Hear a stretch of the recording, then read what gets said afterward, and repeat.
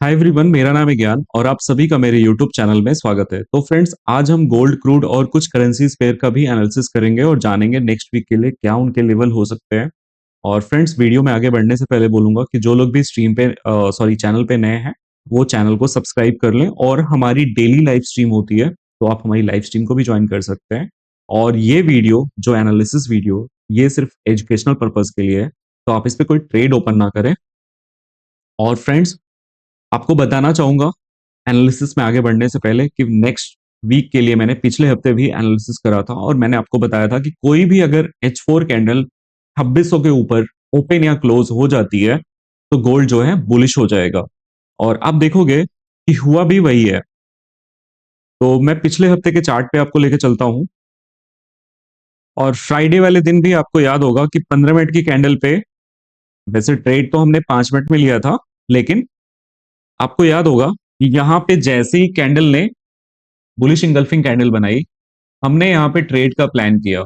और हमारा टारगेट क्या था? हमारा टारगेट ये था, इसके ऊपर का हमारा टारगेट मैंने आपको बताया था कि प्रीवियस हाई, जो उस दिन का हाई लगा था, वहां तक प्राइस जाएगा। और एक ट्रेंड लाइन लगा के बताया था कि फ्रेंड्स, अगर इसके ऊपर ब्रेकआउट कर जाता है तो आराम से जो है प्राइस यहां तक आ जाएगा। और अब देखोगे, जो प्राइस की क्लोजिंग हुई थी, वो क्लोजिंग हुई है 2716 पे। यानी उस दिन का जो हाई था, वो भी ब्रेक हुआ और ब्रेक हो करके प्राइस जो है बुलिश चली गई, 2716 चली गई। अभी नेक्स्ट वीक के लिए क्या हो सकता है, इसके लिए हम जाएंगे पहले H4 चार्ट पे। H4 चार्ट पे हमें साफ साफ ये बुलिश दिखाई दे रहा है। पहले हम सारे चार्ट को डिलीट करते हैं और नया चार्ट बनाते हैं। तो फ्रेंड्स, हमने सब कुछ डिलीट कर दिया है यहाँ पे। ये है अपना ऑल टाइम हाई, जिसको हम पहले मार्क कर लेते हैं। सबसे पहले इसको मार्क कर लेते हैं। अभी आप देखोगे ना, तो यहाँ पे स्ट्रक्चर बुलिश हो गया है। पहले लोअर लो लग रहा था, अभी यहाँ पे हायर हाई बन रहा है। और यहाँ पे एक ट्रेंड लाइन भी थी, जिसको प्राइस ने ब्रेक करा है। अब ये ब्रेकआउट कहां पे आया है? ये ब्रेकआउट आया है 2642 पे आया है। 2642 का यहाँ पे एक ट्रेंड लाइन का रेजिस्टेंस था, जिसको प्राइस ने ब्रेक किया है। और ब्रेक करके प्राइस भी बिल्कुल, अब देखोगे, ऊपर ही जा रहा है।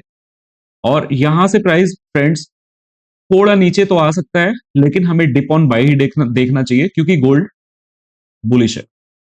वापस से ये बुलिश है। अभी नीचे का हमें भूलना पड़ेगा, नीचे अभी कुछ भी नहीं है। तो पहला जो इसका रेजिस्टेंस मुझे नजर आ रहा है, वो नजर आ रहा है 274550 का। इसका एक रेजिस्टेंस नजर आ रहा है। इसके बाद जो है इसका हाई जो ऑल टाइम हाई है, यहां तक प्राइस आएगा।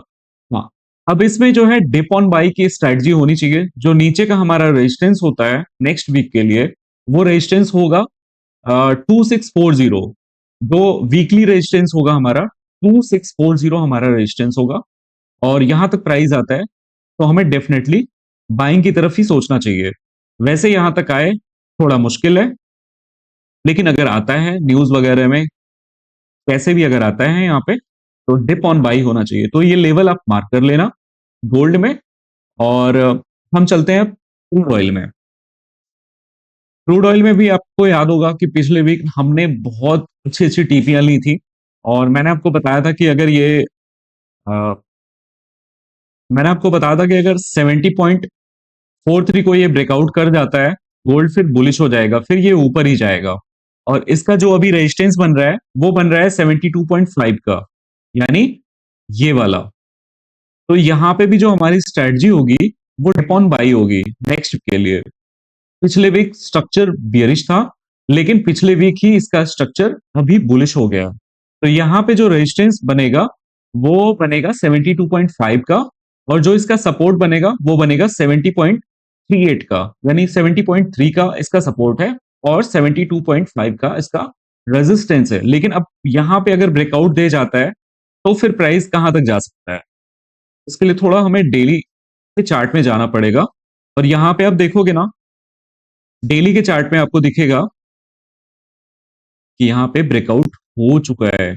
और जो मैंने आपको बताया है ना, वही इसका जो है सपोर्ट है। ट्रेंड लाइन के हिसाब से भी आप देखोगे, तो सपोर्ट कहां बन रहा है? सपोर्ट बन रहा है इसी लेवल पे। 70 पर ही इसका सपोर्ट बन रहा है। और इसका जो फर्स्ट टारगेट होगा वो 72.56 का होगा। देन नेक्स्ट जो टारगेट होगा वो 75.54 का होगा। तो यहाँ पे जो है स्ट्रक्चर बुलिश हो चुका है क्रूड ऑयल में भी।